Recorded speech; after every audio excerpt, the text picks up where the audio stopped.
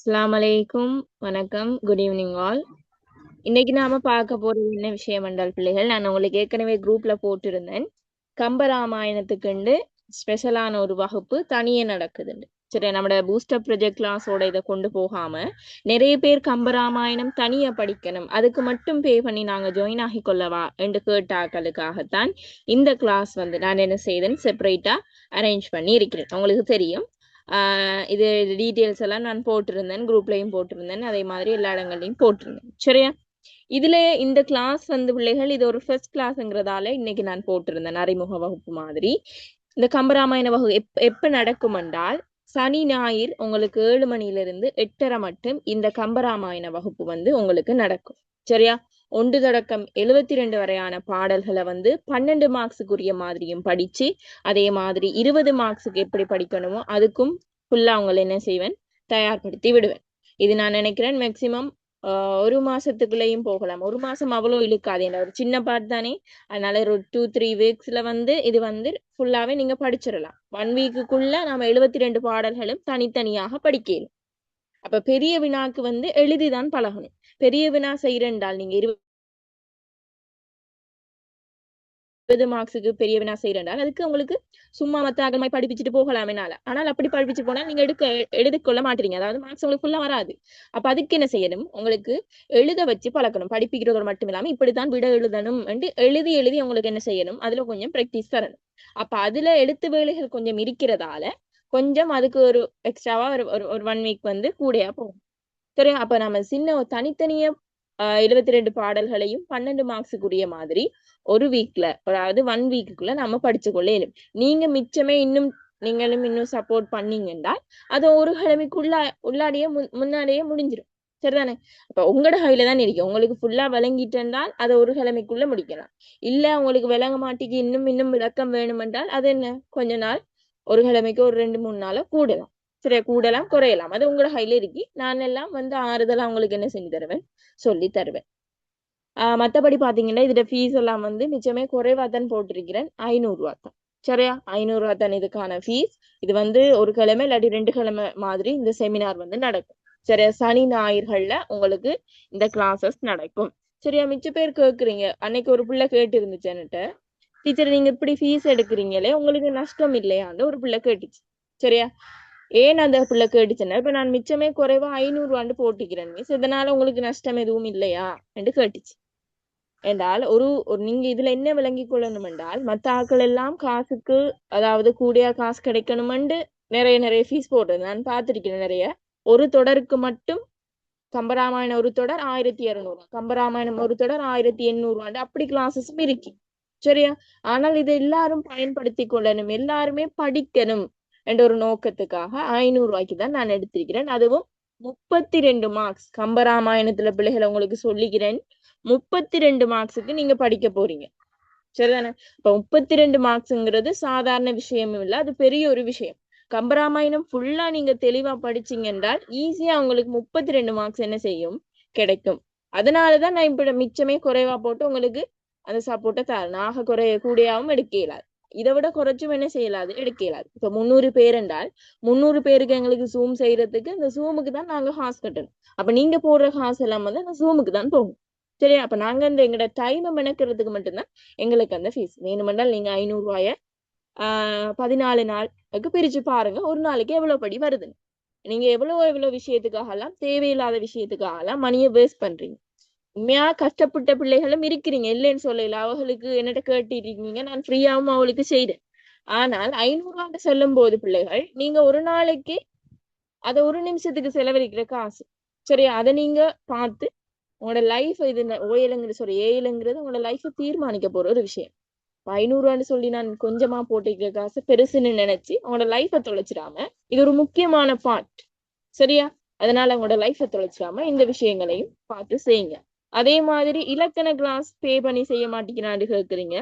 இலக்கண கிளாஸ் பிள்ளைகள் எங்களோட இதால வந்து ஃப்ரீயா தானே உங்களுக்கு நடக்கும். சரி, எந்த வித கட்டணமும் அதுக்கு தேவையில்லை. நான் ஒருக்கா பே பண்ணி செஞ்சேன் இலக்கணம், அதெல்லாம் முடிஞ்சு ஒருக்கா கிராமர்லாம் முடிஞ்சு இது 3rd பேட்ச் போகுது. இப்ப 3rd பேட்சுக்கான இலக்கணம் ஃபுல்லா ஃப்ரீ தான். அதுல வெள்ளிக்கிழமை ஒவ்வொரு வாரமும் வெள்ளிக்கிழமை 6 மணில இருந்து 7:30 இல்லாட்டி 4 மணில இருந்து 6:30 அந்த டைமுக்குள்ள நடக்கும். அது உங்களுக்கு முழுக்க முழுக்க ஃப்ரீ. சரியா? இலக்கணமும் இதே மாதிரி தன் பிள்ளைகள் 35 மார்க்ஸ். மொத்தமாவே இலக்கணம் 35 மார்க்ஸுக்கு படிக்கணும். 2வது ஹை மார்க்ஸ்ல இருக்கிறது இது 32 மார்க்ஸ். சரி, அப்ப இலக்கணமும் கம்பராமாயணம் நீங்க கைக்குள்ள வச்சு கொண்டாலே நீங்க வந்து 70க்குள்ள மார்க்ஸ் எடுத்துக்கொள்ளலாம். ஈஸியா 70க்குள்ள மார்க்ஸ் எடுத்துக்கொள்ளலாம். மிச்சம் 130 மார்க்ஸுக்கு தான் படிக்க போறீங்க. சரிதான், மிச்சம் 130 மார்க்ஸுக்கு தான் படிக்க போறீங்க. அதுல 20 மார்க்ஸ் திருக்குறள் கட்டாயம் படிக்கணும்னு சொல்லிட்டு அப்ப இன்னும் 110 மார்க்ஸ். அந்த 110 மார்க்ஸும் அங்கால சுருக்கம், கிரகித்தல், கட்டுரை அதெல்லாம் நீங்க படிக்கவே தேவையில்லை. அதுல இருந்து மார்க்ஸ் கழிஞ்சிடும். சரி, அப்ப நீங்க படிச்சு மெனக்கட்டி இருந்து படிக்க போற எவ்வளவு விஷயத்துக்கு என்றால் பிள்ளைகள் 2 சாய்ஸ் கேள்வி. சரியா? அந்த 2 சாய்ஸ் கேள்வியும் அதை ஒரு 20 மார்க்ஸ். அதே மாதிரி முன்னுக்கு இருக்கிற சங்க செய்யுள்கள் அதுவும் படிக்க போறீங்க. சரியா? அப்ப மொத்தம் வந்து நீங்க 20, அதே மாதிரி சங்க காலத்துல ஒரு 15, 35, 40, 42 ஒரு 60க்குள்ளதான் பிள்ளைகள் நீங்க படிக்க போறீங்க. கஷ்டப்பட்டு படிக்க போறீங்க தமிழ் பாடம். மிச்சம் இருக்கிற பாட்டுகள்லாம் வந்து நார்மலா நீங்க என்ன செய்யலும் எடுத்துக்கொள்ள இயலும். சரிதானே? கம்பராமாயணம், திருக்குறள் நீங்க கட்டாயம் படிங்க. அதுதான் சொல்றேன். சரிதானே? அதுதான் விஷயம். சரி, இப்ப நம்ம கிளாஸுக்குள்ள போவோம். சரி, இந்த கிளாஸை பத்தி எந்த டீட்டெயில்ஸ் எந்த டவுட்ஸும் இல்லாட்டி நீங்க இந்த கிளாஸுக்கு வரலாம். சனிக்கிழமைக்கு முதல் நீங்க என்ன செஞ்சிடணும், பே பண்ணி ஜாயின் ஆகிக்கொள்ளணும். அதுக்கு பிறகு நான் எடுக்க மாட்டேன். சரிதானே? ஓகே. இப்ப பிள்ளைகள் நான் இதுல போட்டிக்கிறேன் பாருங்க. என்னோட யூடியூப் பேஜ்ல நான் ஃப்ரீயா செய்த கம்பராமாயண கிளாஸஸும் போட்டிருக்கேன். சரி, அதையும் நீங்க பார்த்துக்கொள்ளலாம். சரி, ஓகே. இப்ப பாருங்க பிள்ளைகள், இதுல நான் உங்களுக்கு தொகுப்பு போட்டிருக்கேன். சரி, என்ன தொகுப்பு என்றால் 12ஆம் ஆண்டு சிலபஸும் 13ஆம் ஆண்டு சிலபஸ்லயும் பாடல் தொகுப்புகள் போட்டிருக்கேன். இத்தனாவதுல இருந்து இத்தனாவது பாட்டு என்னென்று சொல்லுது, அதாவது சந்தர்ப்பத்தை போட்டிருக்கிறேன். சந்தர்ப்பத்துல சின்ன ஃபார்மை போட்டிருக்கேன். சரியா? தொகுப்பு முறையை நான் என்ன செஞ்சிருக்கிறேன், போட்டிருக்கிறேன். பார்த்துக்கொள்ளேன். சரியா? இதுல வந்து உங்களுக்கு 1ல இருந்து 43 வரைக்கும் 12 சிலபஸ்ல வருது. சரியா? 27 ஸ்டூடெண்ட்ஸ் உங்களுக்கு. சரியா? தரம் 13ல வந்து உங்களுக்கு 44ல இருந்து 72 வரையான பாடல்கள் வருது. இதுல பிள்ளைகள் நீங்க பாத்தீங்க என்றால் தெரியும்.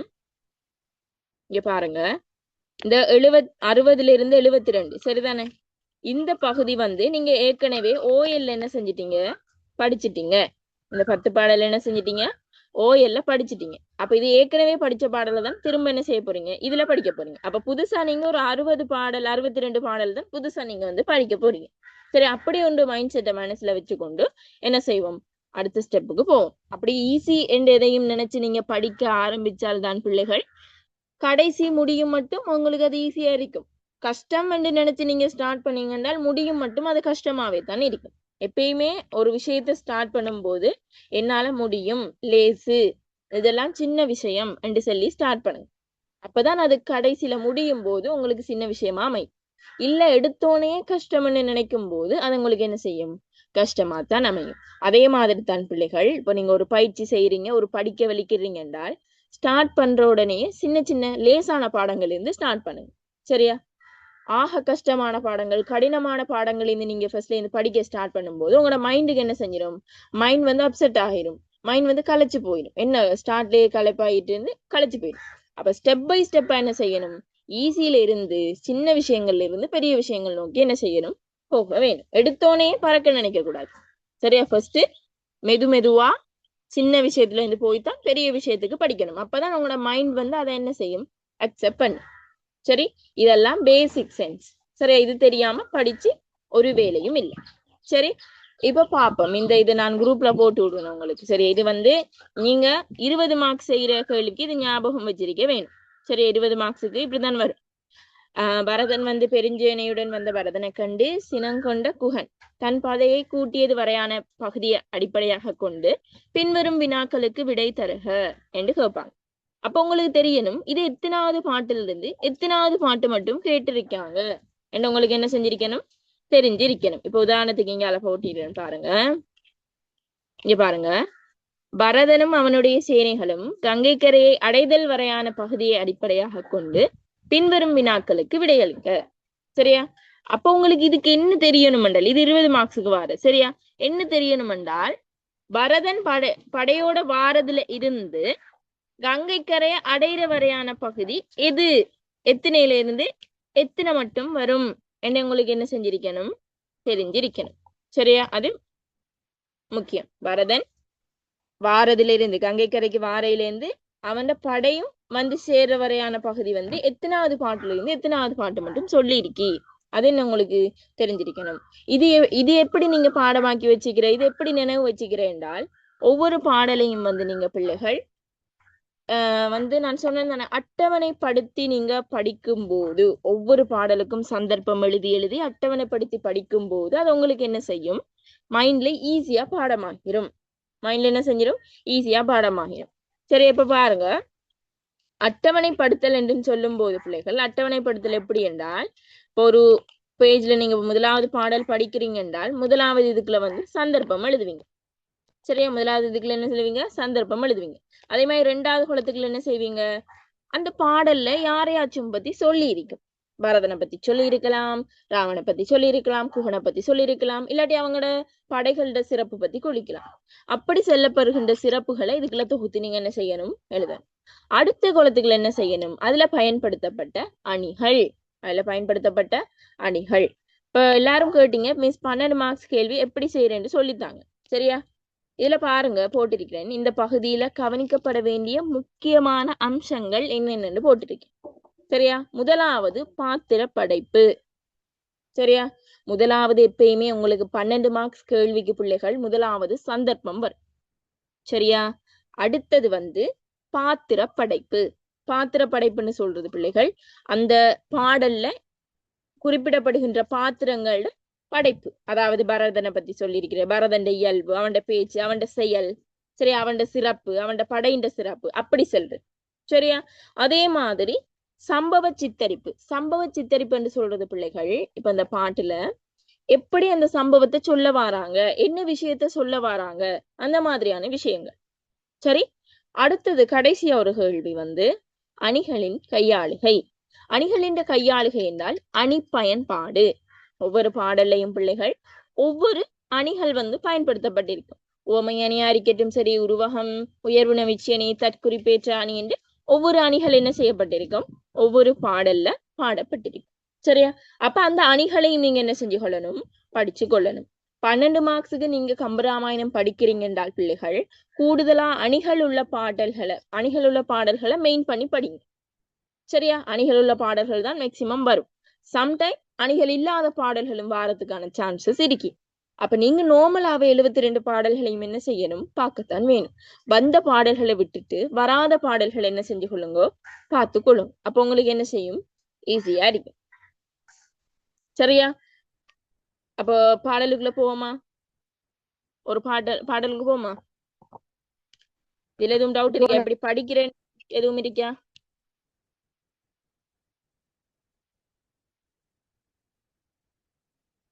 படிக்கிறது எப்படின்னு டவுட் இருக்கா? இதுல இருந்தா கேட்கலாம். ஏன்னா பிள்ளைகள் இலவசமா கிடைக்கிற சான்ஸ் நீங்க யூஸ் பண்ணிக்கணும். சரியா? இந்த சான்ஸ் வந்து எல்லாருக்கும் கிடைக்காது பிள்ளைகள். சரிதானே? அப்ப அந்தந்தது வெக்கப்படாம கூச்சப்படாம கேட்டுக்கொள்ளணும். சரியா? மிஸ் இப்படிதான் படிக்க பிறகு ரிசல்ட்ஸ் வந்த பிறகு திரும்ப செகண்ட் சை வந்து இருக்க போறேன்னு அப்ப வந்து எல்லா புராணத்தையும் கொட்டுறது, அப்படி இருக்க கூடாது. படிக்கும் போதே எல்லாத்தையும் கேட்டு படிச்சு கொள்ளணும். எதுவும் டவுட் இருக்கா? நீங்க படிச்சிருப்பீங்க, கம்பராமாயணம் படிச்சிருப்பீங்க, அதுல எதுவும் படிக்கிற மெத்தட் எதுவும் இருந்தா டக்குன்னு சொல்லுங்க, அடுத்த விஷயத்துக்கு போறேன்.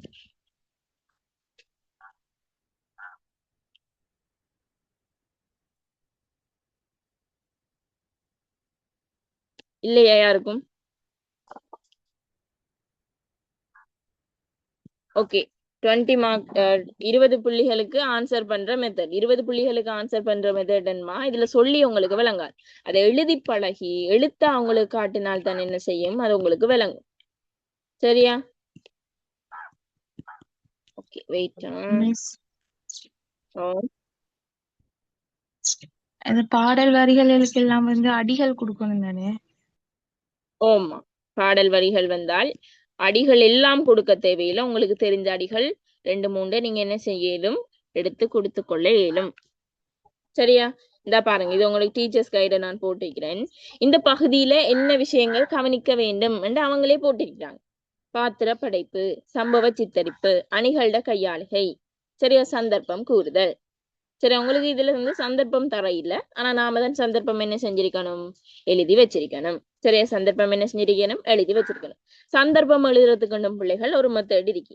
எப்படி என்றால் திசைகள் மென்ஷன் பண்ணி நாம் என்ன செய்யணும், சந்தர்ப்பம் வந்து எழுதி கொள்ளணும். சரியா? திசைகள் மென்ஷன் பண்ணி நாம சந்தர்ப்பம் வந்து எழுதி கொள்ள வேணும். திசைகள் எப்படி மென்ஷன் பண்றேன்னு கேட்கணும். இப்ப பிள்ளைகள் வடகரை தென்கரை இதுல 2 கரை வந்து சம்பந்தப்படுது. சரி, அந்த வடகரை தென்கரையை மென்ஷன் பண்ணி நீங்க என்ன செய்யணும், எழுதி கொள்ளணும். சந்தர்ப்பம் எழுதும் போது பிள்ளைகள் நீங்க வந்து உங்களோட ஓன் வாய்ஸையோ இல்லாட்டி உங்களோட ஓன் கருத்துகளையோ அதுல கொண்டு போய் விளக்கம் எல்லாம் எழுதக்கூடாது. அதாவது ஏனெனில் அப்படி எல்லாம் நீங்க அதுக்கு விளக்கம் எழுதக்கூடாது. சந்தர்ப்பம் என்றால் சொல்லிட்டான சந்தர்ப்பமா என்ன செய்யணும், இருக்க வேணும். சொல்லிட்டான சந்தர்ப்பமா என்ன செய்யணும், இருக்க வேணும். சரி, இப்ப நாம முதலாவது பாடலை பார்ப்போம். அதுக்கு சந்தர்ப்பம் கேள்வி விடைன்னு தாரன் ஒரு பாடலை அழகா பார்ப்போம். அந்த மெத்தடுக்கு நீங்க என்ன செய்யுங்க, படிச்சு கொள்ளுங்க. சரியா? நம்ம 72 பாடல்களும் நம்மளோட கிளாஸ்ல பார்ப்போம். சரியா? இதுல ஃபர்ஸ்ட் கிளாஸ்ங்கிறதால உங்களுக்கு எப்படி படிக்கணும்ன்ற ஒரு நாலேஜ் நான் உங்களுக்கு சொல்லித்தரேன். சரி, ஓகே. முதலாவது பாடலை பாருங்க பிள்ளைகள். உங்களுக்கு மேலேயே தந்திருப்பாங்க, சின்ன சந்தர்ப்பம் தந்திருப்பாங்க. பரதன் சேனையோடு கங்கையின் வடகரையை வந்தடைற. சரியா? பரதன் சேனையோடு கங்கையின் கரையை வந்தடைதல். இப்படி ஒரு ஷார்ட்டா தான் இருக்கு. இதை நீங்க மைண்ட்ல வச்சிருக்கணும். இதை நீங்க பிறகு என்ன செய்யணும், கொஞ்சம் விரிச்சு எழுதணும். எப்படி எழுதுற, சந்தர்ப்பம் என்றால் எப்படி எழுதுறால், பரதன் ராமனை காண தன்ற பெருஞ்சேனையோடு கங்கையின் வடகரையை வந்தடைந்த சந்தர்ப்பம் என்று எழுதினால் சரி. அதுதான் என்ன, இதற்குரிய சந்தர்ப்பமாக வரும். சின்ன சின்ன வேர்ட்ஸ்களை நீங்க என்ன செய்யணும், அட் செய்து கொள்ளணும். கொஞ்சம் அட் பண்ணிருந்தா சரி. உங்களுக்கு தெரியும், கம்பராமாயண கதை எல்லாருக்கும் தெரியும். சரியா? ஏன் பரதன் வந்து கங்கையின் வடகரையை வந்தடைறான்னு சொல்லுங்க பாப்பா முறால். ராமன் காடு சென்றதால டீச்சர், இராமனை காண்ற பரதன் வடகரையை வந்திடும். Okay, very good. ராமன் காட்டுக்கு போயிட்டான். அப்ப ராமனை கூட்டி கொண்டு வாரத்துக்காகத்தான் என்ன செய்யறான், பரதன் தன் சேனையோட போறான்.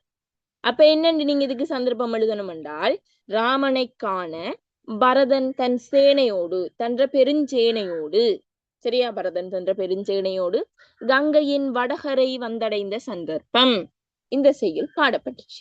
இவ்வளவுதான் விஷயம். இதுக்கு மேல எந்த விஷயமும் நீங்க இதுல என்ன செய்ய தேவையில்லை, எழுத தேவையில்லை. அப்ப இது உங்களுக்கு சிம்பிளாவும் மைண்ட்ல என்ன செஞ்சிருக்கும், பாடமாக இருக்கும்.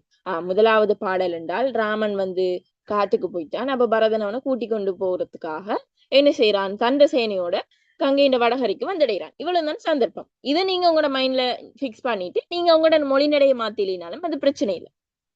சரி, நீங்க ராமனை முன்னுக்கு போட்டாலும் சரி பின்னுக்கு போட்டாலும் சரி, அது உங்களோட இஷ்டம். ஆனா இந்த உள்ளடக்கம் வந்தால் என்ன, சரி, இந்த உள்ளடக்கம் வந்தால் சரி.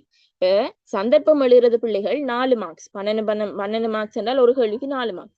4 மார்க்ஸுக்கும் 4 மார்க்ஸ் உங்களுக்கு வேணும் என்றால் இந்த மாதிரி அமைப்பு தான் நீங்க என்ன செய்யணும், எழுத வேணும். சரியா? அப்ப சந்தர்ப்பம் ஓகேவா?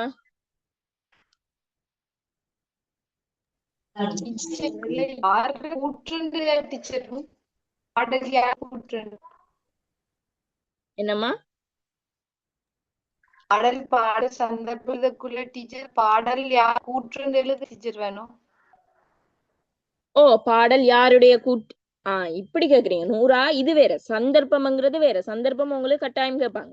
இப்பாடல் யாருடைய, யாரால் யாருக்கு கூறப்பட்டது, இல்லாட்டி யாருடைய கூற்று என்று கேட்டால் அந்த பாடல் யாரால் யாருக்கு பாடப்பட்டுச்சு, இல்லாட்டி யாருடைய கூற்று என்றால் இது யாருடைய கூற்று, பரதனை பத்தி தான் சொல்றாங்க. இது வந்து கம்பரோட கூற்று தான். கம்பர் தான் பரதன் இப்படி இப்படி என்று வந்து சொல்றாரு.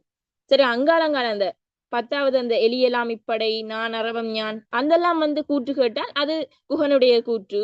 யாரால் யாருக்குண்டால் குகனால் பரதனுக்கு சொல்லப்பட்டுச்சு அப்படிங்க எழுதலாம். இது வந்து கம்பருடைய கூற்று. கம்பர் தான் சொல்றாரு பரதன் வந்து எப்படி வந்து தன் சேனையோட கங்கையோட வடகரைய வந்தடைகிறான். சரியா? அப்படி இந்த யாருடைய கூற்று என்று இதுக்கு வராது. ஆனால் சில அடிகளை போட்டுக்கொண்டு உங்களுக்கு என்ன செய்வாங்க, கேட்பாங்க. அப்ப இப்படியும் நீங்க படிச்சுக்கொள்ளணும். எப்படி தெரியுமாமா? இப்ப இந்த பாடலை பாருங்க, கீழே உள்ள பாடலை பாருங்கன்னா, பூவிரி புலன்கடல் பொரு இல் தானையான் காவிரி நாடு அண்ண கலனி நாடு ஒரி தாவர சங்கமம் எனும் தன்மையை யாவையும் இறங்கிட கங்கை ஏவினான். இதுல உங்களுக்கு இன்னொரு கேட்பாங்க, பூவிரி புலன்கடல் பொரு இல் தானையான். பூவிரி பூ வேலைப்பாடுகளால் ஆன, புலன் என்றால் என்னது, தங்கம். சரியா? பூ வேலைப்பாடுகளாலான பொன்னாலான வீரக்கழலை அணிந்த ஒப்பற்ற சேனை உடையவன். தானை என்பது சேனை. தானை யான் என்று இருக்குதுல, தானை ஆண் என்ற விகுதி சேர்ந்து இருக்கி. அப்ப உங்களுக்கு இப்படி கேட்பாங்க, இதில் பொருளில் தானையான் தானையான் என சுட்டப்படுவது யார் என்று கேட்பாங்க. யார்? அப்ப நீங்க கேள்விக்கு மட்டும் விடையெழுத பழகாம இந்த மாதிரியான வேர்ட்ஸ்கள் வந்தால் தானையான் வந்து பரதன், முன்னவன் பின்னவன், சரியா, ஒப்பற்றவன், சரியா, அந்த மாதிரியான வேர்ட்ஸ்களை வந்து நீங்க யாரை யார் அதை மென்ஷன் பண்ணுது என்றும் சொல்லி என்ன செஞ்சிருக்கணும், எழுதி வச்சிருக்கணும். அப்ப முதலாவது வரி என்னத்தை சொல்லுதென்றால், பூ வேலைப்பாடுகளாலான பொன்னால் செய்யப்பட்ட வீரக்கழலை உடைய ஒப்பற்ற சேனை உடையவன். வீரக்கழலை அணிந்த ஒப்பற்ற சேனை உடையவன் பரதன். அப்ப தானையான் என்பது என்ன பிள்ளைகள்? பரதன். சரியா? அப்ப இதுல வந்து முதலாவது லைன்ல என்ன சொல்லுது? பரதனுடைய சிறப்பு சொல்லுது. அப்ப நான் உங்களுக்கு சொல்லியிருந்தேன் அட்டவணையில அடிங்கண்டு. அட்டவணை இப்ப முதலாவது பாடல் என்று போட்டுட்டு முதலாவது சந்தர்ப்பம் எழுதிட்டீங்க இதுக்கு. ஓகேயா? சந்தர்ப்பம் ஓகே. ரெண்டாவதுல பரதன் சிறப்பு, பரதனின் சிறப்பு என்று போட்டுட்டு இதை எழுத போறீங்க. பூ வேலைப்பாடுகளாலான பொன்னால செய்யப்பட்ட ஒப்பற்ற சேனை உடையவன் பரதன் என்று சிறப்பிக்கப்படுகின்றான். சரியா? அப்ப ரெண்டாவது கோலம் ஓகே. சரி, அடுத்த விஷயத்த பார்ப்போம். பாருங்க, காவிரி நாடு அண்ண கழனி நாடு ஒரியி. இப்படி ஒரு லைனா பாடமாக்குங்க. பாடமாக்கல, ஒரு லைனா படிங்க, பிரிச்சு பிரிச்சு படிங்க. அப்ப ஈஸியா இருக்கு. காவிரி நாடு அண்ண கழனி நாடு ஒரியி. இதுல என்ன அணி பயன்படுத்தப்பட்டிருக்கி? உவமை அணி கையாளப்பட்டிருக்கு. ஓகே. உவமை உருவு என்ன? அண்ணன். அண்ணன். சரி, அண்ணே எல்லாம் அண்ண போல, சரிதானே? உரைய எல்லாம் வந்து உவமை உருவுகள். அதுகளை போல் அதெல்லாம் உவமை உருவுகள். அதை ஞாபகம் வச்சுக்கொள்ளணும். காவிரி நாடு அண்ண கழனி நாடு ஒரியி. சரியா? அதை பார்ப்போம். ஃபர்ஸ்ட் இதுல உவமை அணி கையாளப்பட்டிருக்கு. அப்ப அணிகளுக்குள்ள கொண்டு போய் இந்த வரியை கொண்டு போய் என்ன செய்ய போறீங்க? எழுத போறீங்க. காவிரி நாடு. சரியா? பார்ப்போம். காவிரி நதியால வளம் பெற்ற சோழ நாட்டை ஒத்த வயல் வளம் மிக்கதாகிய கோசலை நாட்டை விட்டு யார் வாரது? நம்மட பரதன் வாரான். சரியா? காவிரி நாடு அண்ண கழனி நாடு ஒரியி. சரியா? காவிரி நாடு வந்து ஒரு நதியால வளம் பெற்ற ஒரு சோழ நாட்டை வந்து ஒத்த நாடுதான் காவிரி நாடு. அப்படி ஒரு வளமான நாட்டை விட்டுட்டு, கோசல நாட்டை விட்டுட்டு என்ன செய்யறான்? இங்க வாரான். யார் வாரது? பரதன் வாரான். இப்ப காவிரி நதியால் வளம் பெற்ற சோழ நாட்டை ஒத்த வயல் வளம் மிக்கதாகிய கோசல நாட்டை விட்டுட்டு பரதன் என்ன செய்யறான்? இந்த காட்டுக்கு வாரான். இந்த கங்கை இந்த வடகரைக்கு என்ன செஞ்சிருக்கிறான்? வந்திருக்கிறான். அப்ப இது உவமை அணி. இந்த அடியை கொடுத்துட்டு நீங்க விளக்கணும். நான் இப்ப சொன்ன விளக்கத்தை நீங்க விளக்கணும். அதுக்கு பிறகு உவமானம், உவமேயம், பொதுத்தன்மை என்ன செய்யணும்?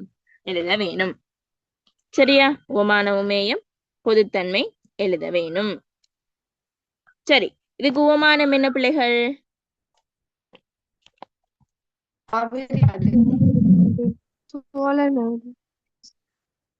காவிரி நாட்டு போன்ற வளமிக்க சோழ நாடு. சோழ நாடுதான் பிள்ளைகள் இங்க உவமானம். அதாவது காவிரி நதியால வளம் பெற்ற, காவிரி நாடு வராது, காவிரி நதி, காவிரி ஆற்றிலிருந்து வர அந்த நதியால வளம் பெற்ற சோழ நாடு, வளம் பெற்ற வயல் வளம் மிக்க அந்த சோழ நாட்டை ஒத்த கோசல நாடு.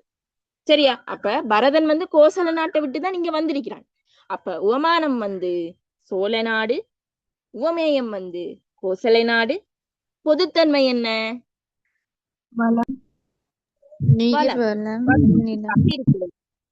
சரியா? பொதுத்தன்மை என்ன? வளம் மிக்கதாக இருத்தல். சரி, அப்ப இது உவமைக்குள்ள நீங்க கொண்டு போய் என்ன செய்வீங்க? எழுதுவீங்க.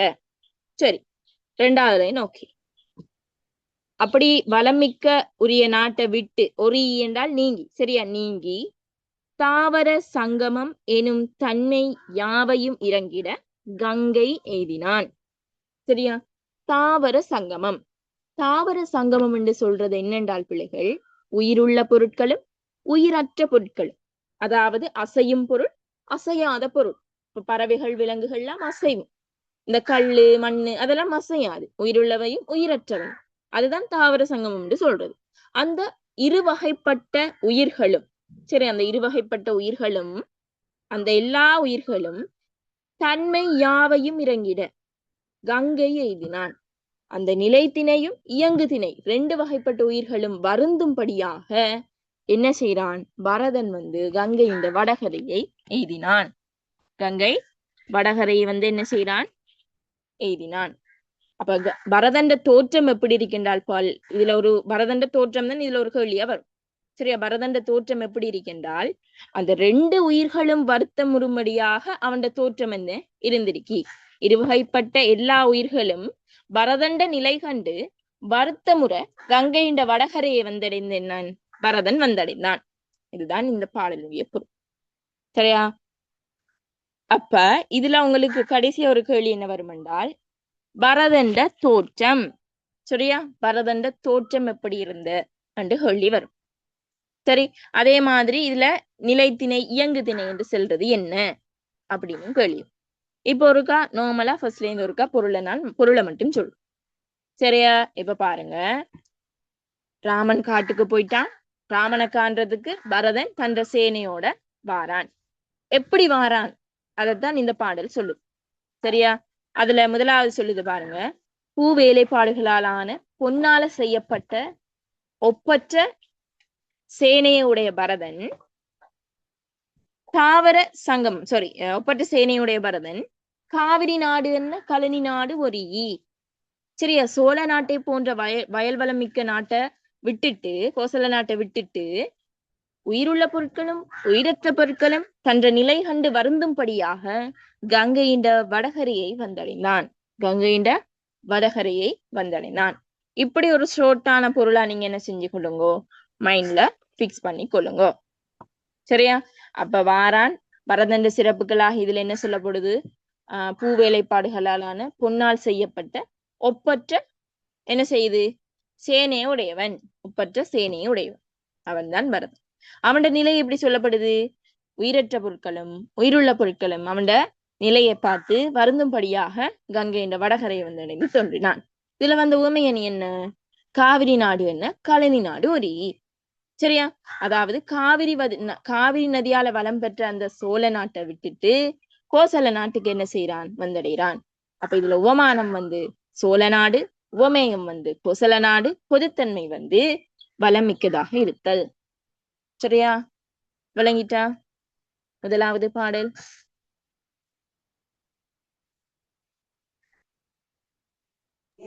ஓ மேடம். கிளியரா? எல்லாருக்கும் மைண்ட்ல ஞாபகம் இருக்கா?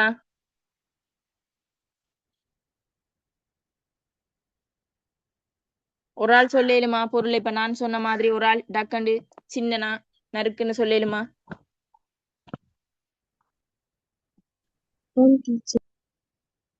ஓகே, ஒரு ஆள் சொல்லுங்க பாப்போம். பூவேலைப்பாடுகளாலான பொன்னாலான வீரக்கலை ஒப்பற்ற சேனையுடைய பரதன் காவிரி நாட்டை ஒத்த கழனி நாட்டை விட்டு நீங்கி நிலத்தினை இயங்குதிரை ஆகிய இருவகைப்பட்ட உயிர்களும் அவனுடைய தன்மையை கொண்டு இறங்க கங்கை கரையை. Okay, very good. எப்படி சிம்பிளா ஞாபகம் வச்சுக்கொண்டீங்கன்றால் ஓகே. உங்களுக்கு பாட்டு இந்த பாடலை நீங்க ஞாபகம் வச்சுக்கொள்ளணும்ன்ற அவசியம் இல்லை. இந்த பாடல் அங்க உங்களுக்கு தருவாங்க. அப்ப நீங்க என்னத்தை ஞாபகம் வச்சுக்கொள்ளணும்? பொருளை மட்டும் ஞாபகம் வச்சுக்கொள்ளணும். அதோட இதுல வர அரும்பதங்களையும் நீங்க என்ன செஞ்சு கொள்ளணும்? ஞாபகம் வச்சுக்கொள்ளணும். சரியா? ஒரு என்றால் என்ன? ஒரு என்றால் என்ன பிள்ளைகள்? விட்டு நீங்கி. விட்டு நீங்கி. இந்த ஒரு நீங்க ஓஎல்ல படிச்சிருப்பீங்க, அந்த தனிப்பாடல்கள்ல படிச்சிருப்பீங்க. ஒரு படிச்சிருக்கீங்க. சரியா? எதுல படிச்சிருக்கீங்க? நாலடியார்ல படிச்சிருக்கீங்க. நாலடியார்ல அந்த யானை நட்பு நாயின்ற நட்பு ஒரு அப்படின்னு ஒரு பாடல்ல நீங்க இதை என்ன செஞ்சிருக்கீங்க? நாலடியார்ல ஓஎல்ல படிச்சிருக்கீங்க. சரியா? ஓகே. அப்ப முதலாவது பாடல் எல்லாருக்கும் கிளியரா விளங்கிச்சா? ஓகே. அப்ப நீங்க என்ன செய்ய போறீங்க? இப்ப முதலாவது பாடல் படிச்சுட்டீங்க. அப்ப முதலாவது பாடல்ல சந்தர்ப்பம் எழுதணும். அதே மாதிரி பரதண்ட சிறப்பு வருது. அதே மாதிரி உவமை அணி வருது. பரதண்ட தோற்றம் வருது. அதே மாதிரி அந்த அரும்பதங்கள் தானையான் என்று சொல்றது யாரு? அதே மாதிரி அந்த அரும்பதங்கள் ஒரி, அதே மாதிரி தாவர சங்கமம், சரியா, பொலன், சரியா, பொருயில், சரியா, அந்த மாதிரியான சில சில அரும்பதங்களையும் என்ன செஞ்சுக்கணும், எழுதி எழுதி பக்கத்துல ஞாபகம் வச்சுக்கொள்ளணும். சரியா? அப்ப நம்மளுக்கு ஒரு பாடல் படிச்சு முடிய, ஒரு பாடலை ஒரு 2-3 தடவை படிச்சு வளைவா விளக்கமா படிச்சு முடிய நம்மளுக்கு ஒரு அரை மணித்தியாலமும் இல்ல.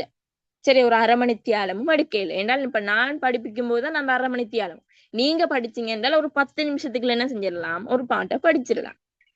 சரிதானே? ஒரு பாடல் படிக்க நம்மளுக்கு அரை மணித்தியாலம் எடுத்திருக்கேன். நான் விளங்கப்படுத்தினேன், 1-3 தடவை விளங்கப்படுத்தினேன். அதுக்குள்ள நிறைய நிறைய கதைகள் படிச்சிருப்பேன். அப்ப நீங்க படிச்சீங்கன்னால அது ஒரு 20 நிமிஷத்துக்குள்ள, ஒரு 10 நிமிஷம் 15 நிமிஷத்துக்குள்ள என்ன செஞ்சிடலாம், படிச்சு அதை எழுதியும் பார்த்துடலாம். சரியா? முதலாவது பாடல் ஓகேவா? ஓகே. அடுத்த பாடலை பார்ப்போம். சரியா? அடுத்த பாடலை பாருங்க. 2வது பாடலுடைய சந்தர்ப்பம் மாறுது பிள்ளைகள். பரதனை பத்தி சொல்லிட்டாங்க, பரதன் எப்படி வந்தான்னு சொல்லிட்டாங்க. அடுத்தது கம்பர் பரதனோடு யானைப்படை இந்த வர்ணனைன்னு சொல்ல போறாரு. யானைப்படை இந்த வர்ணனையும் சொல்றாரு, பாப்போம். அப்ப இதனுடைய சந்தர்ப்பம் எப்படி வருமென்றால், கங்கையின் பரதன் தன்ற பெருஞ்சேனையோடு கங்கையின் வடகரையை வந்தடைந்த சந்தர்ப்பம் முதலாவது பாடலுடையது. 2வது பாடலுக்கு அதை எப்படி மாத்துவீங்க என்றால், பெருஞ்சேனையோடு வந்த பரதண்ட யானைப்படையின் வர்ணனை சொல்லப்பட்ட சந்தர்ப்பம். சரியா? கங்கையின் வடகரையடைந்த பரதண்ட பெருஞ்சேனையில் இருக்கின்ற ஒரு யானைப்படையின் வர்ணனை சொல்லப்பட்ட சந்தர்ப்பம். இதுல இந்த யானைப்படையின் வர்ணனை சொல்லப்பட்ட சந்தர்ப்பம் என்று வந்தா சரி. சரியா? அதை நீங்க முன்னுக்கு போட்டும் எழுதிலும், ராமனை காண வடகரையை வந்தடைந்த பரதனது யானைப்படையின் சேனையின் வர்ணனை சொல்லப்பட்ட சந்தர்ப்பம் அப்படி எழுதினாலும் ஓகே. சரியா? என்னதான் இருந்தாலும் இந்த டேர்ம் வேர்ட்ஸ் பரதனோடு வந்த யானையின் வர்ணனை அண்டு அதுல சந்தர்ப்பத்துல நீங்க ஆட் பண்ணி அதை நீங்க முன்னுக்கு எதுவும் போட்டு எழுதினாலும் ஓகே. சரியா? முதலாவது பாடலுடைய சந்தர்ப்பத்தை பாதியை கட் பண்ணி இதோட ஆட் பண்ணி என்ன செஞ்சு கொள்ளணும், எழுதி கொள்ளணும். சந்தர்ப்பம் ஓகேவா?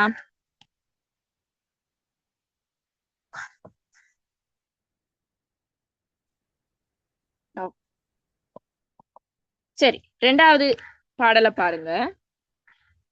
என்ன அருஞ்சுரும்புக்கு இனத்துக்கு அல்லது, சரியா, என்னரும் சுரும்புதன் இனத்துக்கு அல்லது, கண்ணகன் பெரும்புணல் கங்கை எங்கனும் அண்ணல் வெங்கரி மதத்து அருவி பாய்தலால் உண்ணவும் குடையவும் உரித்தன்று ஆயதே. இதுல பாருங்க, நல்ல ஒரு பாடல் சரிதானே? இத கொஞ்சம் கொண்டு கூட்டி மாத்தும் போது இந்த கண்ணகன் என்று வரும். இதுல இருந்துதான் ஸ்டார்ட் ஆகும். இதுல இருந்து ஸ்டார்ட் பண்ணுவோம். சரியா? கொண்டு கூட்டி போது கண்ணகன் பெரும்புணல் கங்கை எங்கனும் இதுல இருந்து வரும். சரியா?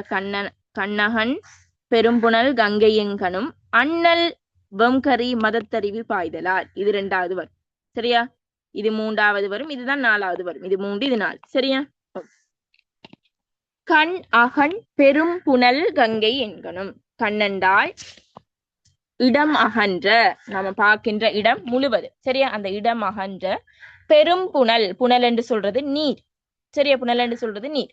கண்ணகன் பெரும் புனல், இடம் அகன்ற அதிகளவு நீருடைய கங்கையாறு. சரியா? இடம் அகன்ற அதிகளவு நீரையுடைய கங்கையாறு அண்ணல் வெங்கரி மதத்தருவி எங்கனும் பாய்தலால். அண்ணல் வெங்கரி, அண்ணல் என்று சொல்றது பெருமையுடைய யானை, பெருமையுடைய, வெங்கரி என்ற கொடிய யானை. அந்த பெருமையுடைய கொடிய யானைகளோட மதத்து அருவி, மதத்தருவி என்று சொல்றது பிள்ளைகள் இந்த யானைன்ற வாயில வார எச்சி, யானைன்ற வாயில வார எச்சி, அதுதான் சொல்றது. அந்த மதத்து அருவி எங்கனும் பாய்தலால், எல்லா இடங்கள்லயும் பாய்ந்து ஓடுதான். சரியா? எல்லா இடங்கள்லயும் அந்த யானையோட எச்சி என்ன செஞ்சுதாம், பாஞ்சி ஓடுதாம். அப்படி பாஞ்சி ஓடுறதால என்ன அரும் சுரும்பு தம் இனத்துக்கு அல்லது. சரியா? சுரும்புன்னு சொல்றது வண்டு. அந்த எண்ணி கணக்கிடுறதுக்கு முடியாத வண்டு கூட்டங்களுக்கு அல்லாமல் ஏனைய உயிர்களுக்கு உண்ணவும் குடையவும் உரித்தன்று ஆயதே. சாப்பிடுறதுக்கோ குடிக்கிறதுக்கோ குளிக்கிறதுக்கோ அது அந்த கங்கையாறு வந்து உரிமையற்றதாகிட்டு என்று சொல்றாங்க. அதாவது உரிமை இல்லாம போயிட்டான். என்ன இதுல சொல்ல வராங்க என்றால், யானை படைகின்ற மிகுதி, யானை படைகின்ற மிகுதியை சொல்றாங்க. அதாவது அவ்வளோ படை வந்துச்சுன்னு சொல்றாங்க. கங்கையாறு எவ்வளோ பெரிய ஆறு, அந்த அவ்வளோ பெரிய ஆற்றுல பிள்ளைகள் யானைன்ற அந்த மதத்தருவி வந்து கலந்ததால், அந்த எச்சி வந்து பட்டதால அந்த கங்கையாறு மனிதர்களுக்கோ ஏனைய விலங்குகளுக்கோ குடிக்கிறதுக்கோ குளிக்கிறதுக்கோ யூஸ் இல்லாம போயிட்டான். அப்ப யாருக்கு யூஸா இருக்குன்றால் வண்டு கூட்டங்களுக்கு. இந்த வண்டுகளை பாத்தீங்கன்னா தெரியும், சேத்துக்களையும் சகதிக்களையும் தான் வண்டுகள் இருக்கு. அந்த வண்டுகளுக்கு தான் அந்த தண்ணி உரித்தென்று ஆயிட்டான். அப்ப எங்களுக்கோ நாங்களோ இல்லாட்டி ஏனைய விலங்குகளோ குடிக்கிறதுக்கோ குளிக்கிறதுக்கோ அது உரிய ஒரு தண்ணியா இல்லையா, அப்படியே அசுத்தமாகிட்டான் அந்த மதத்தருவி பாஞ்சுதான். சரியா? அப்ப யோசிச்சு பாருங்க பிள்ளைகள், நீங்க எல்லாம் பீச்சுக்கு போயிருக்கலாம், ஆத்துல குளிச்சிருக்கலாம். எவ்வளவு மக்கள் எவ்வளவு ஆத்துல குளிக்கிறாங்க இதன்றாங்க. அப்படி ஒரு ஆற்றுல குளிச்சாலும் அவ்வளோ பெரிய மக்கள் தொகை இருந்தாலும் என்ன அந்த தண்ணி மாற்றமடையுமா? சொல்லுங்க பாப்போம். தண்ணி மாற்றமடையும். நாம நிறைய பேர் குளிக்கிறோம், கடல்ல போயிட்டு குளிக்கிறோம். சரி, எத்தனையோ பேர் கடலுக்குள்ள கழிவுகள் எல்லாம் போடுறாங்க தான் இதன்றாங்க. அப்ப நாம குளிக்கிற ஊத்தி எல்லாம் அந்த கடல்ல தான் நிற்கும். அந்த கடல்ல இருக்கிறதுனால அந்த கடல் நீர் வந்து அசுத்தமடைகின்றதா? கேக்குறேன். இல்ல, அதுக்கு ஓடுகின்ற நீர் வந்து எப்பயுமே சுத்தமான நீர் தான். நீங்க இஸ்லாத்துலயும் படிச்சிருப்பீங்க, ஓடுகின்ற நீர் வந்து எப்பயுமே சுத்தமானது. ஒரு இடத்துல தேங்கி நிக்கிற நீர் தான் அசுத்தம், ஓடுகின்ற நீர் வந்து சுத்தமானதுதான். சரியா? அப்ப அப்படியான அந்த நீர், அந்த கங்கையாறு, அது கங்கையாறு சொல்ற பிள்ளைகள் வந்து எவ்வளவு பெரிய ஆறு, அந்த அவ்வளவு பெரிய ஆற்றுல வந்து இந்த யானைகள் வந்ததால அந்த நீர் ஃபுல்லாவே எச்சியாம். அதுங்கிறது ஒரு பொய் தானே? ஓமா இல்லையா? இது ஒரு பச்சை பொய்யா இல்லையா? அப்படி அந்த கங்கையாறு ஃபுல்லா பரவுறங்கிறது ஒரு பச்சை பொய்யா இல்லையா? அப்ப இதுல என்ன பயன்படுத்தப்பட்டிருக்கு தெரியுமா? இந்த மதத்தருவி பாய்தலால் எங்கனும் அந்த மதத்தருவி கலந்து கொண்டு என்ன அணி பயன்படுத்தப்பட்டிருக்கீங்க? Very good. ஓகே, உயர்வு நவீச்சி அணி. உயர்வு நவீச்சி அணி எப்படி நீங்க கண்டுபிடிக்கிறது தெரியுமா? இப்படி பச்சை பொய்யான சந்தர்ப்பங்கள், அதாவது ஓவரா பில்டப் பண்ணி சொல்றது, உயர்த்தி கூடுறது ஒன்றை பத்தி. சரியா? இப்ப உங்களுக்கு கற்பனை பண்ணினாலும் அது நடக்காது என்று வாரதெல்லாம் தான் இந்த உயர்வு நவீச்சி அணிக்குல வரும். சரியா? இந்த உயர்வு நவீச்சி அணிக்குல என்ன வரும்? சரி, இந்த மாதிரி நிறைய உயர்வு நவீச்சி அணி அந்த பாடல்கள் இருக்கு, கொஞ்சம் சுவாரஸ்யமா இருக்கும். இப்ப கம்பரை பாருங்க, எப்படி ஒரு பச்சை பொய்ய இதுக்குள்ள கொண்டு வந்து போட்டிக்கிறாரு. பச்சை பொய்ன்னு சொல்றது நான் உங்களுக்கு மைண்டுக்காக பாடமாக நிக்கிறதுக்காக சொல்றேன். பாருங்க, அந்த யானைன்ற எச்சி பாயிரதால அந்த கங்கை ஃபுல்லாவே அந்த எச்சி ஆகிட்டான், எச்சி கலவே ஆகிட்டான். அதை யாருமே யூஸ் பண்ணலாதான், வண்டுகள் மட்டும்தான் யூஸ் பண்ணலாமா. அப்படி அந்த கங்கை கரை என்ன செஞ்சுட்டு ஆகிட்டு என்று சொல்றாங்க. அப்ப இதுல முதலாவது சந்தர்ப்பம் ஓகே. இரண்டாவது பிள்ளைகள் என்ன வரும் என்றால், இதுல கங்கை ஆற்றின் சிறப்பு, கங்கை ஆற்றினுடைய சிறப்பு என்ன சிறப்பு பிள்ளைகள்?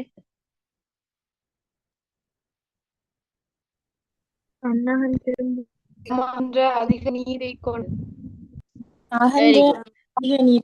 கங்கையாறு. ஓகே, இடமகன்ற பெரிய நீரினை உடையது. கண்ணகன் பெரும்புணல் கங்கை, இடமன்ற அதிகளவு நீரையுடைய கங்கையாறு என்று சொல்றதுதான் இதுல கங்கை ஆற்றை பத்தி சொல்லின சிறப்பு. அதே மாதிரி இன்னொரு கேள்வி இதுல வரும், யானைப்படையின்ற வந்து மிகுதி சொல்லப்பட்ட சந்தர்ப்பம். இதுல யானைப்படையின்ற மிகுதி எப்படி சொல்றாங்க?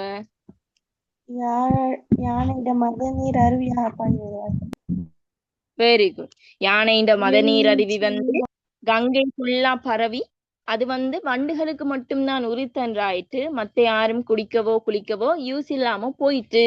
அவ்வளோ யானைகள் வந்துச்சு, என்ன செய்யப்பட்டிக்கு இங்க சொல்லப்பட்டிக்கு. அப்ப ஒரு யானை 2 யானை வந்து எச்சி விட்டா என்ன செய்யாது, அந்த எச்சி வந்து அப்படி களைஞ்சு போயிடும். ஆனால் அவ்வளோ யானை வந்தால்தான் அந்த கங்கையாரே ஃபுல்லா எச்சியில மூழ்கிறால் அவ்வளவு யானை வந்திருக்கும். கொஞ்சம் யோசிச்சு பாருங்க, அப்படி யோசிச்சு பாருங்க, அந்த பாயிண்ட்ல யோசிச்சு பாருங்க, எவ்வளவு யானைகள் வந்திருக்கும். ஓமா இல்லையா? இப்ப பிள்ளைகள் உங்களுக்கு விளங்கப்படுத்துறதுக்காக சொல்றேன். இப்ப நீங்க பீச்சுக்கு போறீங்க, சரியா? பீச்ல போயிட்டு ஒரு சின்ன ஒரு குப்பியில ஒரு கையளவு ஒரு ஒரு சொட்டு ஒரு கலர் மைய வந்து கடல்ல போடுறீங்க, ஒரு கலர் மை, ஒரு டொட் கலர் மைய போடுறீங்க. அது என்ன செஞ்சிடும்? எல்லா கலரும் அந்த கடலே ஃபுல்லா அந்த கலர் ஆகிருமா? அந்த காணாம போயிடும். இல்ல. இல்ல, அது கொஞ்ச நேரம் இப்படி கரைஞ்சு போயிடும். அது இருந்ததுக்கான நீங்க போட்டதுக்கு அடையாளமே இருக்காது. ஆனால் அதே அந்த கடல்ல நாம தொன் கணக்குல, லிட்டர் இல்ல டொன் கணக்குல அந்த இங்க ஊத்துறோம். சரியா? அப்படி இங்க ஊத்தினால் என்ன நடக்கும்? நிறைய பேர் ஊத்துறோம். நான் இப்ப ஒரு 100 டன் ஊத்துறேன்டால் அங்க பக்கத்துல லீக்கிறாங்களும் அப்படி ஒரு 100 டன் ஊத்துறாங்க. அப்ப எப்படி இருக்கும் கடல்ல கலர்? சோப்பு கலர் ஊத்துறான்னு வைங்களேன், எப்படி இருக்கும்? உடனே போயிரும். அது என்ன செய்யும்? கடல்ல கடல்ல கரைஞ்சு அந்த நிறத்தை எடுத்துரும். அதே மாதிரி தான் பிள்ளைகள் இதுவும். ஒரு யானை போயிருந்தால் அந்த எச்சி பட்டு அது கரைஞ்சு போயிருக்கும். ஆனால் இங்க ஒரு யானை போக இல்லை, நிறைய யானை வந்துச்சு என்று சொல்றதுக்காகத்தான் அவர் என்ன செஞ்சிருக்கிறாரு, இந்த உயர்வு நவிச்சையை பயன்படுத்தி சொல்லி இருக்கிறாரு. விளங்கிட்டா? ரெண்டாவது பாடல் விளங்கிட்டோ? ஓகே, ஈஸியா இருக்கா? இப்படி படிக்க ஈஸியா இருக்கா? ஓகே. அப்ப இதுல பயன்படுத்தப்பட்ட அணி என்று கேட்டால் பிள்ளைகள் நீங்க அடியை கொடுக்கணும். எந்த அடி என்றால், எந்த அடியில? அண்ணல் வெம்கரி மதத்தருவி பாய்தலால் உண்ணவும் குடையவும் உரித்தன்று ஆயதே என்று என்ன செய்யணும்? சொல்ல வேணும். சரியா? அதே மாதிரி வேற என்ன சொல்லலாம்? இதுல எல்லா கேள்வியும் சொல்லிட்டேனா? இதுல உருவம் இருக்குத்தானே. ஓ, வெரி குட். உருவகாணி. என்ன உருவகாணி சொல்லுங்க பாப்போம். மதத்து அருவி. மதத்து அருவி. உருவகம் என்று சொல்றது பிள்ளைகள் ஒரு பொருளை இன்னொன்றுக்கு உருவகிக்கிறது. ஒரு பொருளை வந்து இன்னொன்று உருவகிக்கிறது. மதத்து அருவி, இதுல வந்து அந்த யானையின் எச்சிய அருவி என்று என்ன செய்யறாங்க சொல்றாங்க. அந்த யானையில வாயிலிருந்து வர அந்த எச்சிய அருவியாக என்ன செஞ்சிருக்கிறாங்க? உருவகிச்சு இருக்கிறாங்க. ஓகேவா? கிளியரா?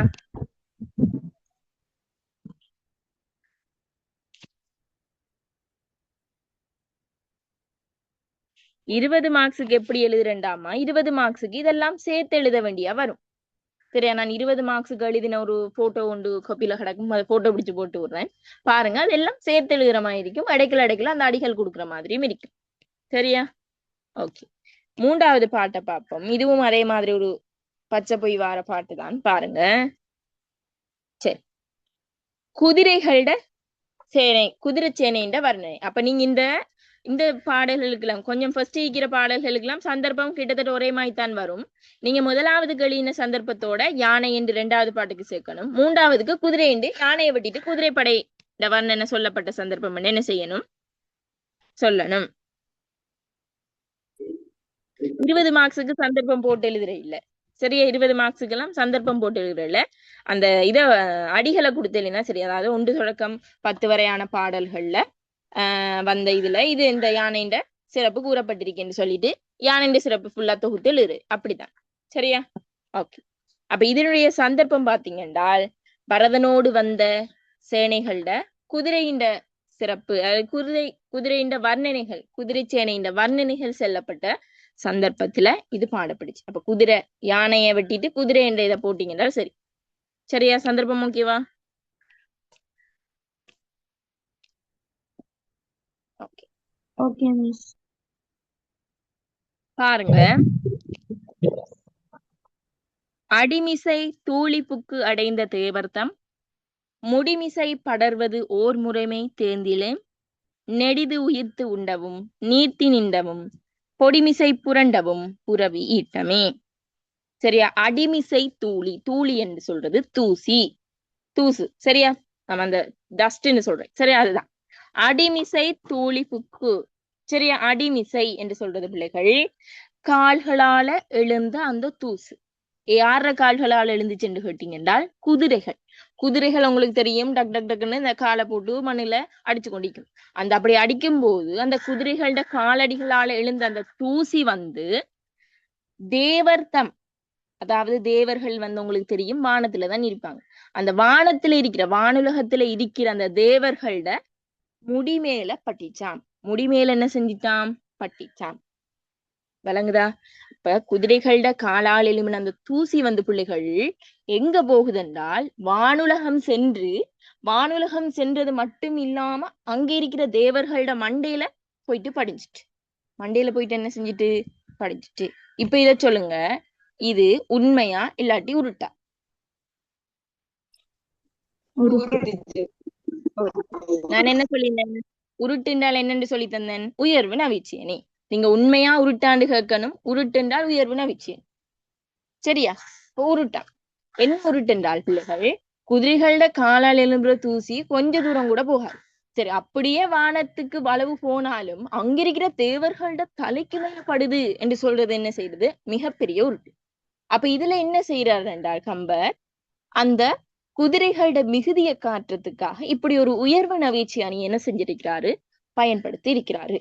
அப்போ ஒரு குதிரை 10 குதிரை மேக்சிமம் ஒரு 100 குதிரை இருந்தாலுமே அது வந்து காலால் எழும்புற தூசி கொஞ்ச தூரம் போகாது. கொஞ்ச தூரம் கூட என்ன செய்யாது? போகாது. அப்ப அது வானுலகம் சென்று அங்கிருக்கிற தேவர்களோட மண்டையில படும்படியாக இருந்துச்சென்றால் எவ்வளவு குதிரை வந்திருக்கும்? யோசிச்சு பாருங்க, எவ்வளவு குதிரை வந்திருக்கும்?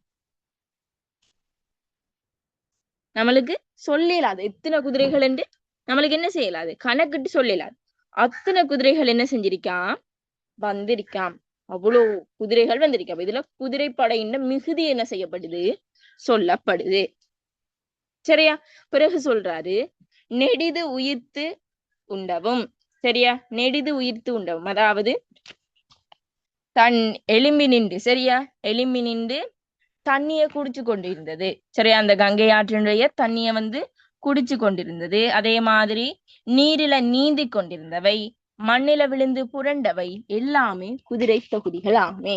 எல்லாமே என்னையா? குதிரை தொகுதிகள் ஆகுமாம். அப்ப இதுல வந்து குதிரைப்படையின் மிகுதிதான் சொல்லப்படுது. அதாவது எவ்வளவு குதிரைப்படை வந்துச்சு என்று என்ன செய்யப்படுது? மிகுதி வந்து சொல்லப்படுகின்றது. விளங்கிட்டா இந்த பாடல்? சின்ன பாடல் தான் பாருங்க, போக போக சின்ன சின்ன பாடல் தான் இது. இப்ப இதுல வந்து சந்தர்ப்பம் ஓகே. அடுத்தது வந்து இதுல கேட்பாங்க ஒரு கேள்வி, குதிரைப்படையின் வர்ணனை அல்லது குதிரைப்படையின் மிகுதி. என்ன மிகுதி சொல்லுங்க பாப்போம். இப்ப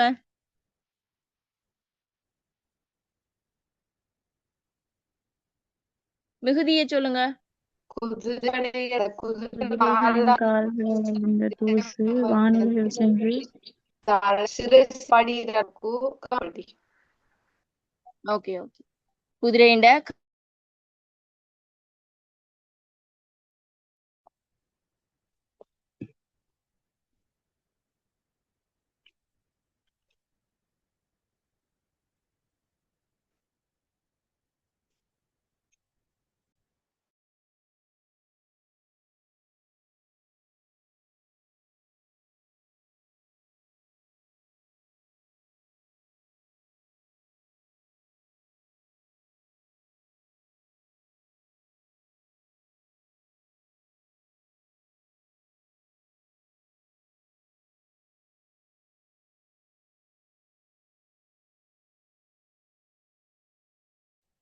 டீச்சர் பேசல.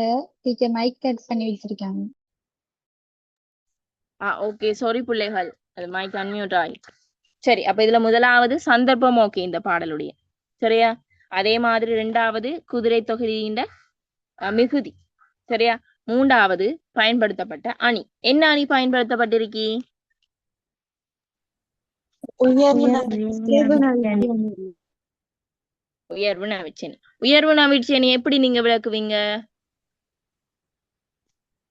குதிரைகளோட பாதங்களில் எழுப்பப்படக்கூடிய புழுதியானது தேவலோகத்துக்கு சென்று தேவர்களோட சிரசுல படியத்தால இங்க குதிரைகளோட மிகைப்பு எடுத்து காட்டப்படுது. Very good. அந்த அடியை போட்டு குடுத்து காட்டணும். சரியா? அடிமிசை தூளு புக்கடைந்த தேவர் தான் முடிவுற பறந்தது அண்ட் அந்த அடியை பிரக்கெட் பண்ணி கொடுத்துட்டு இதுல வந்து உயர்வு நவிச்சேனி பயன்படுத்தப்பட்டிருக்கி. ஏண்டா குதிரைகளோட காலால் எழும்பின தூசி வந்து வானுலகம் சென்று அங்கு இருக்கிற தேவர்களோட தலை மீது பட்டதாக சொல்லப்படுகின்றது. கொண்ட உயர்வுபடுத்தி சொல்றதுதான் என்ன பிள்ளைகள்? உயர்வு நவிழ்ச்சி அணி. மிகைப்படுத்தி சொல்றதுதான் உயர்வு நவிழ்ச்சி அணி. சரியா? அப்ப மூன்றாவது பாடல் ஓகேவா? Okay teacher. ஓகே. நாலாவது பாடலை பார்த்துட்டு கிளாஸ் முடிப்போம் சரியா? ஏண்டால் அடுத்து எனக்கு கிளாஸ் ஒன்று இருக்கி 4வது பாட்டெல்லாம் பார்த்துட்டு கிளாஸை முடிப்போம். அடுத்த கிளாஸ் கம்பராமாயணம் வந்து சனிக்கிழமை நடக்கும். அதுக்குள்ளேயே நீங்க பே பண்ணி என்ன செஞ்சு கொள்ளையிலும் ஜாயின் ஆகி கொள்ளையிலும். சரி, இப்ப பாருங்க 4வது பாடல் வந்து சேனைப்படை. சேனை என்றால் காலாட்படை, அதாவது வீரம், அதாவது இந்த என்னன்னு சொல்றது, ஆயுதம் தாங்கிய வீரர்களை கொண்ட படைதான் சேனை. சரி, ஆயுதம் தாங்கிய வீரர்களை கொண்ட படை.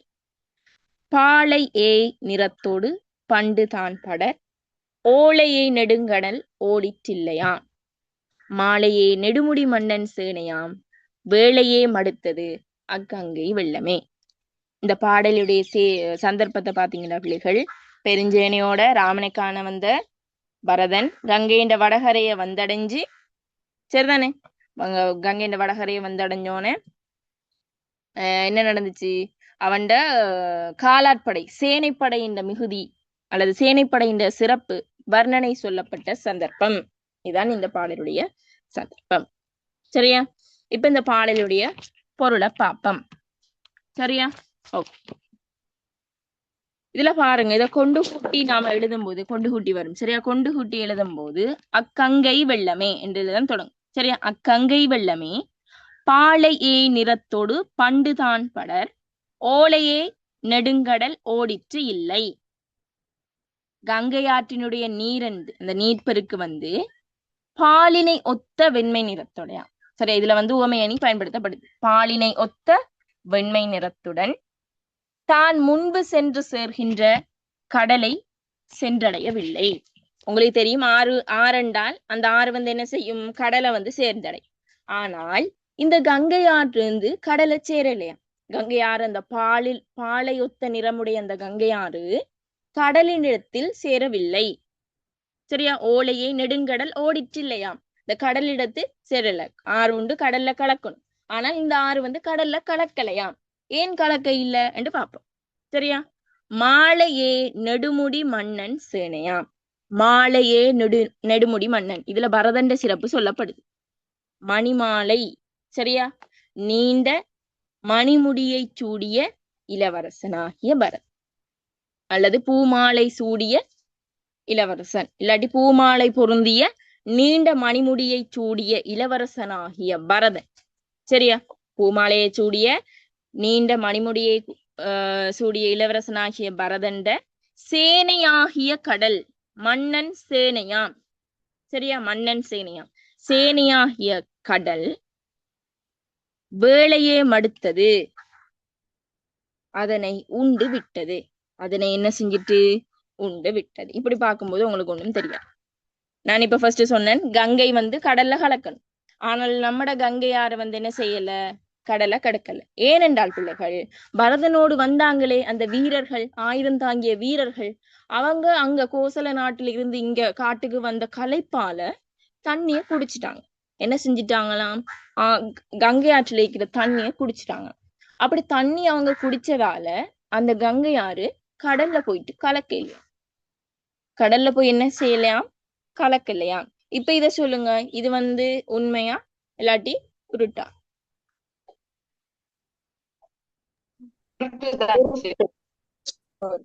உருட்டுனால என்ன, உயர்வு நவிச்சேன். என்னண்டு இது உயர்வு நவிச்சனியா வரும் என்றால், இப்ப நாம போயிட்டு ஒரு தாகத்துக்கு கடல்ல தண்ணி குடிக்கிறோம், ஒரு ஆற்றுல தண்ணி குடிச்சா அது என்ன செய்யாது, அவ்வளோ நிறைய ஆக்கள் வந்தாலும் இந்த ஆறு வந்து தண்ணியை இடிச்சு கொண்டுதான் இருக்கு. பரதனோடு வந்த அந்த சேனைகள் அவ்வளவு போய் தண்ணி குடிச்சதால அந்த ஆறு கடலுக்கு போய் சேரல. என்றால் தண்ணி முடிஞ்சிட்டான். தண்ணி என்ன செஞ்சிட்டான், முடிஞ்சிட்டான். அப்ப இதுல வந்து உயர்வு நவீச்சி அணி வந்து பயன்படுத்தப்பட்டிருக்கி. அதே மாதிரி இதுல உவமை அணியும் பயன்படுத்தப்பட்டிருக்கி. பாலையே நிறத்தோடு, கங்கை ஆறு வந்து பாலினையொத்த வெண்மை நிறத்துக்கு என்ன செய்யப்பட்டிருக்கி, உவமிக்கப்பட்டிருக்கி. அட உவமானம் வந்து பால், உவமேயம் வந்து கங்கை ஆறு, அதே மாதிரி பொதுத்தன்மை நிறம். சரியா? அப்ப இதுல சந்தர்ப்பம் ஓகே, அணிகள் ஓகே. இதுல கங்கையின் இன்னொரு அணி இருக்கி, உருவக அணி. சேனை ஆகிய கடல், சேனை ஆகிய கடல் என்று சொல்லப்படி. அதாவது பரதண்ட சேனைய கடலுக்கு என்ன செய்யறாங்க, உருவகிக்கிறாங்க. கடலுக்கு என்ன செய்யறாங்க, உருவகிக்கிறாங்க. சரி, அப்ப இதுல 3 அணிகள் இருக்கு. உவமை இருக்கு, உருவகம் இருக்கு, உயர்வு நவிச்சு இருக்கு. 3 அணிகளையும் கொடுக்கணும். சரியா?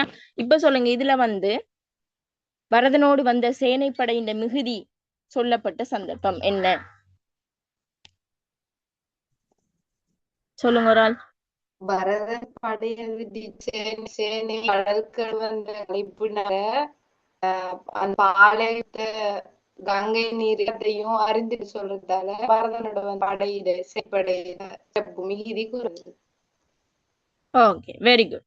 அந்த பரதனோடு வந்த சேனை வந்து வந்த களைப்பால அந்த நீரை குடிச்சதால, வந்த களைப்பினால நீரை பருகியதால கங்கையில நீர் இல்லாம வற்றி விட்டது. கங்கையில நீர் இல்லாம வற்றி விட்டதால அது வந்து கடல்ல போய் கலக்க இல்ல என்று சொல்றது நூடாக எவ்வளோ சேனைகள் வந்திருக்கும் என்று யோசிச்சு பாருங்க. எவ்வளோ வீரர்கள் வந்திருப்பாங்க என்று யோசிச்சு பாருங்க. ஒரு 10 பேர் 100 பேர் போய் கடல்ல தண்ணி ஆத்துல தண்ணி குடிச்சா தண்ணி முடிக்காது.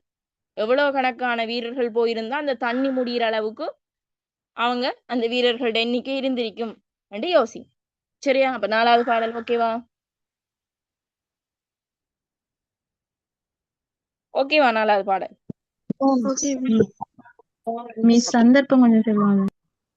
சந்தர்ப்பம் வந்துமா, இதனுடைய சந்தர்ப்பம் வந்து பெருஞ்சேனையோடு ராமனை காண கங்கையின் வடகரையை வந்தடைந்த பரதனது சேனைப்படையின் சிறப்பு கூறப்பட்ட சந்தர்ப்பம். சேனைப்படையின் சிறப்பு கூறப்பட்ட சந்தர்ப்பம். ஓகே, கேளுங்க. டவுட் ஒன்று கேக்குறேன்னு சொல்லிக்கிறீங்க, கேளுங்க. என்னன்னா முன்னுக்கு சொன்ன பாட்டுல அந்த வண்டினத்துக்கு மட்டும்தான் அந்த கங்கை ஆறு சொந்தமாகிட்டேன்னு சொல்லிட்டு, இப்ப இந்த பாட்டுல வந்துட்டு இந்த எல்லாமே குடிச்சிட்டு, அதாவது அந்த படை எல்லாமே குடிச்சிட்டுன்னு சொல்லக்குள்ள அது கொஞ்சம் முன்னுக்கு பின் முரணான மாதிரி ஒரு இதோட தோற்றம் இருக்கிறதுல அப்படிக்கு. அப்படி நீங்க வரீங்களா? முன்னுக்கு பின்னுக்கு முரணான தோற்றம் ஒன்று இருக்கின்று. ஓமா ஓமா, அப்படி நாம லொஜிக்கா பார்த்தா அது வந்து பிளவன். இப்ப கம்பர் மேல நாம கேஸ் போடலாதே. கம்பர் இப்ப செத்து போய் அவர் இடத்துல புல்லு முளைச்சிருக்கு. சரியா? கம்பர் மேல அது கேஸ் போடல. இலக்கியத்தை இலக்கியமா பாருங்க. அதுக்குள்ள நோண்டி நீங்க அவ்வளோ தூரம் நோண்டி போயெல்லாம் பார்க்க தேவையில்லை. சரியா? கம்பராமாயணத்துல நல்ல கேள்வி, நல்ல ஒரு சிந்தனை ஆற்றல். உங்களோட பேர் என்னம்மா? சரி, உங்களோட நல்ல ஒரு சிந்தனை ஆற்றல். அதாவது கூர்மையா அந்த பிள்ளை என்ன செஞ்சிருக்கி, அவதானிச்சிருக்கி. சரியா? இப்ப நாம படிக்கிறத மட்டும்தானே பாக்குறேன். கூர்மையா அவதானிச்சு அது ஒன்றுக்கு முன்னுக்கு முரணானே தான். எப்படி வண்டுகள் மட்டும்தான் குடிக்க இயலும் என்று சொல்லிட்டு அந்த சேனைகள் வந்து குடிச்சாங்கன்றால் என்னண்டது என்று கேட்கிறார். இது வந்து பிள்ளைகள் அது இந்த உயர்வு நவிழ்ச்சி அணி அந்த அவர் சொல்லி காட்டுறார். அப்படி அந்த இது வந்து குடிக்கையில சொல்லி காட்டுறாரு. அத்தனை படைகள் வந்துச்சு என்று என்ன செய்யறாரு, கம்பர் வந்து சொல்லி காட்டுறாரு. சரியா? அதெல்லாம் இதுல நிறைய லாஜிக் மிஸ்டேக் இருக்கு. லாஜிக் மிஸ்டேக்கா இருந்தா தான் அது கம்பராமாயணம். சரியா? அப்ப நீங்க இதுக்கும் சொல்லலாமே, அது வானத்துல போயிட்டு தூசி பறந்துச்சுன்னா அது எப்படி லாஜிக் இல்ல தானே? அது ஒரு முரணான ஒரு இதுதான். அது பிரச்சனை இல்லை. அதெல்லாம் உங்களுக்கு அவ்வளவு டீப்பாலாம் உங்களுக்கு கேள்விப்பட்டு வராது. நீங்க ஒருவேளை யூனிவர்சிட்டியில நீங்க பெருசா ஒரு பாடம் எடுத்தீங்கன்னா நல்லா ஆழமா படிக்கலாம். சரியா? இப்ப நார்மலா படிச்சுட்டு போக வேண்டியதான். ஓகே, 4வது. ஓகே, என்னம்மா? அப்புறம் ஒரு டவுட் கேட்டேன் இல்ல இந்த பாதாள பாட்டிக்கு அந்த சந்தர்ப்பம் சேர்க்கல. எங்கிட்ட ஸ்கூல்ல இருந்தாங்க 4வது பாட்டு சந்தர்ப்பம் அப்படின்னா ராமனை காட்டுக்கு வர்ற காலடையோட போது வடகரையில் அடைந்த சந்தர்ப்பத்தில் கவி பாடப்பட்டது அப்படின்னு சொல்றாங்க டீச்சர். அது அப்படி கவி அந்த இது கம்பத்தன பாரு அது கவி பாடப்பட்ட குஹனுக்குள்ள வாயில பாடாது அப்படின்னு சொல்லுறாங்க டீச்சர் சொல்றாங்க. அப்படியெல்லாம் எழுத தேவையில்லை. அப்படியெல்லாம் எழுத டீச்சர்ஸ் அப்படிதான் தருவாங்க. அப்படி நீங்க எழுத தேவையில்லை. கவி கூற்று, குகண்ட கூற்று அப்படிலாம் நீங்க எழுத தேவையில்லை. நீங்க எப்படி இல்லைன்னா சரியா, ராமனைக்கான பெருஞ்சேனையோடு வந்த பரதண்ட இதுல வந்து அவன்ட படையின் சிறப்பு சொல்லப்பட்ட சந்தர்ப்பம். அங்கால பின்னால வார பாட்டுகள்ல குகன் தன்ற சேனையோடு குகன் பரதனை பார்த்து சீற்றமுற்ற சந்தர்ப்பம். சரியா? வீர வார்த்தைகள் கூடிய சந்தர்ப்பம் அப்படித்தான் வரும். குகனுடைய கூற்று, அவன்ட கூற்று, இவன்ட கூற்று தனித்தனியா அப்படி சந்தர்ப்பம் எழுதுற இல்ல. அது உங்களுக்கு கைட்ல இருக்கிறதால அப்படி தந்திருப்பாங்க. நான் அப்படியெல்லாம் வராது. சரியா? ஓகேவா? இப்படியாச்சும் உங்களுக்கு தந்திருக்கிறாங்களே. நாங்க படிக்கிற காலத்துல சந்தர்ப்பமே எங்களுக்கு தரையும். நாங்க பேப்பரை பார்த்துட்டு தான் என்ன ஒரு சந்தர்ப்பம் ஒரு கேள்வி வருதான்னு நாங்களே யோசிச்சோம். அந்த அளவுக்கு பரவாயில்லை. சரி, ஓகே. அஞ்சாவது பாடலை பார்த்துட்டு முடிப்போம் பிள்ளைகள். அஞ்சாவது பாடலை பாருங்க. இது அஞ்சாவது பாடலுடைய சந்தர்ப்பம். அதே சந்தர்ப்பத்தை கொஞ்சம் மாத்திக்கொள்ளுங்க. சேனையின் எண்ணிக்கை, பரதனோடு வந்த பெருஞ்சேனையின் எண்ணிக்கை கூறப்பட்ட சந்தர்ப்பம். சரியா? எண்ணிக்கை கூறப்பட்ட சந்தர்ப்பத்தில். சரியா? காண்தலை சரி, காண்தலை நன்னிய காலை பின்படர். காண்தலை என்று சொல்றது காட்டதான் சொல்றது. காட்டினிடத்தே சென்ற காலை பின்படர். காலை என்று சொல்றது யாரு பிள்ளைகள்? இதுல ராமன். ராமனை தொடர்ந்து பின்னாலே சென்றவன். பின்படர் யார் அப்ப? பரதன். சரியா? காட்டிடத்தே சென்ற ராமனின் இல்லம்மா, ராமனை காண சென்றது. ராமனை காண அவன் பின்னே சென்றது யார்? ராமனோடு சென்றது ராமனை காண சென்றது. சரியா? காட்டிற்கு சென்ற காட்டிற்கு சென்ற ராமனை காண பரதன் செல்றான். சரியா? காட்டினிடத்தே சென்ற ராமனின் பின்னே அவனை நாடி சென்ற பரதன் அந்த வழியிலே பின்தொடர்ந்து சென்ற சேனைகள் முழுவதும் பாருங்க. ஆன்றவர் உணர்த்திய அக்குரோணிகள் 310,000 இரட்டி முற்றுமே. பரதனோடு சென்ற சேனைகள் எல்லாம் பெரியோர்களால கணக்கிட்டு குத்துமதிப்பா சொல்ல போனா அது 60,000 அக்குரோணிகள் ஆகுமாம். 60,000 அக்குரோணிகள் ஆகுமாம். இது இந்த பாடல் பெருசா கேட்டு வாரையில உங்களுக்கு. சரியா? 60,000 அக்குரோணிகள். 60,000 அக்குரோணி என்றால் பிள்ளைகள், அக்குரோணி என்று சொல்றது ஒரு அன்னளவான அளவு. இப்ப நாம 1 போனி 2 போனி என்று மாவு அளப்பமே, அது மாதிரி ஒரு அக்குரோணி. சரியா? ஒரு அன்னளவான அளவு. 2,18,700. எத்தனை பிள்ளைகள்? 2,18,700 கொண்டதுதான் ஒரு அக்ரோனி. ஒரு அக்ரோனி. பரதனோடு வந்த சேனைகள் எத்தனை அக்ரோனிகள் என்று சொல்றாங்க? 60,000 அக்ரோனிகள். அப்ப 60,000 தர 2,18,700 பெருக்குனீங்க என்றால் எவ்வளவு படை? யோசிச்சு பாருங்க, எவ்வளவு படை வந்திருக்குமெண்டு. அவ்வளோ படை வந்துச்சாம். அவ்வளோ படைகள் வந்துச்சாம். சரியா? அதுல பிள்ளைகள் ஒரு அக்குனோனியில இத்தனை யானைகள், இத்தனை இதுகள் இருக்கி. சரியா?